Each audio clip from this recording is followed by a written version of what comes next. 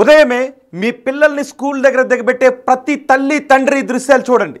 ఇప్పుడు నేను చెప్పే మాట వినండి. ఎందుకు అంటే ఏ మాత్రం నిర్లక్ష్యం వహించినా తిరిగి తీసుకుని రాలేని ఒక నష్టం జరిగిపోయే అవకాశం ఉంటుంది. స్కూల్లో ఓపెన్ చేశారు, స్కూల్ టైం అవుతూ ఉంటుంది. బిడ్డలకు 1వ తరగతి చదివే బిడ్డలకు, ఎల్కేజీ చదివే పిల్లలకు తల్లులు ఎలా రెడీ చేస్తారో ఒక్కసారి గుర్తుపెట్టుకోండి.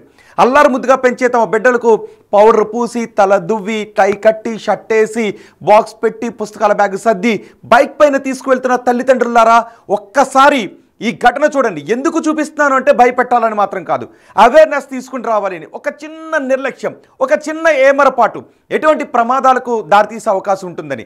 ఒక నిర్లక్ష్యం అధికారుల స్థాయిలో ఉండొచ్చు, ఆ తర్వాత బైకులు నడిపే వ్యక్తుల స్థాయిలోనూ ఉండొచ్చు, నిర్లక్ష్యం చాలా స్థాయిలో కనబడుతుండొచ్చు.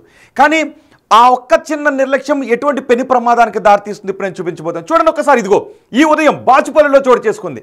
ఇది బాచుపల్లిలోని మల్లంపేట ఔటర్ రింగ్ రోడ్ దగ్గర ఎగ్జిట్ నెంబర్ 4A దగ్గర, ఎగ్జిట్ నెంబర్ 4A దగ్గర ఇటు రాగానే ఇక్కడ అన్నీ కూడా స్కూల్ జోన్. చూడండి, ఇదిగో ఆమె బైక్ పైన తన బిడ్డను తీసుకొస్తూ ఉంది. ఒక్కసారి నేను అక్కడ ప్లే చేస్తున్నాను. చూడండి, ఇదిగో ఈ బైక్ పైన తన బిడ్డను పొద్దున్నే స్కూల్కి తీసుకుని వెళుతుంది తల్లి. ఈ సర్కిల్లో చూడండి, ఇక్కడే ఆ బిడ్డను ముందు కూర్చోబెట్టుకుంది. ఆ బిడ్డను ముందు కూర్చోబెట్టుకున్న తర్వాత ఇదిగో ఒక లారీ వస్తుంది కదా, ఆ బిడ్డ పాలిట 1వ తరగతి చదువుతున్న బిడ్డ పాలిట ఈ లారీ మృత్యువుగా మారింది. ఈ లారీ చక్రాల కింద ఫ్రంట్ టైర్ కింద పడి బిడ్డ చనిపోతే తల ఛిద్రం అయిపోయింది. ఆ దృశ్యాలు చూస్తున్న మనకి ఒక్కసారిగా గుండె పిండేసినట్టు అయిపోయింది.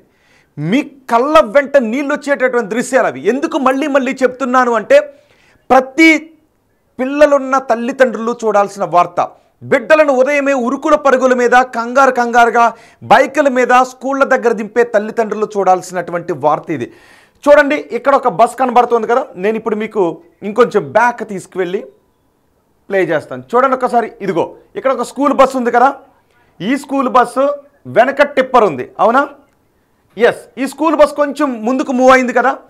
ఇప్పుడు అది అసలే ఇరుకు రోడ్డు, అదంతా కూడా స్కూల్ జోను. నిజానికి పెద్ద పెద్ద వాహనాలు ఆ సమయంలో ఈ రోడ్లోకి అలౌ చేయకుండా ఉంటే బెటర్. ఈ వాహనం ముందుకు మూవ్ అయింది. చూడండి, ఇక్కడ ఈ వాహనాలు అన్నిటి వస్తూ ఉన్నాయి. అటు ఒక టిప్పర్ వెళుతూ ఉంది, కంకర్ లోడుతో సంథింగ్ ఏదో లోడుతో.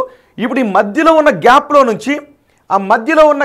నుంచి అలా వెళ్ళిపోవటానికి ట్రై చేశారు. ముందున్న బైక్ వెళ్ళిపోయింది. సరిగ్గా ఇదిగో ఈ బైక్ పైనే ముందు తన బిడ్డను కూర్చోబెట్టుకుంది. ఆమె కూడా కొంచెం రైట్ వైపుకి వెళ్ళింది. రైట్ వైపుకి వెళ్ళగానే నేను పూర్తిగా చూపించట్లేదు, ఎందుకంటే అక్కడ ఏం జరిగిందో మాత్రమే చెప్పాలనుకుంటున్నాను.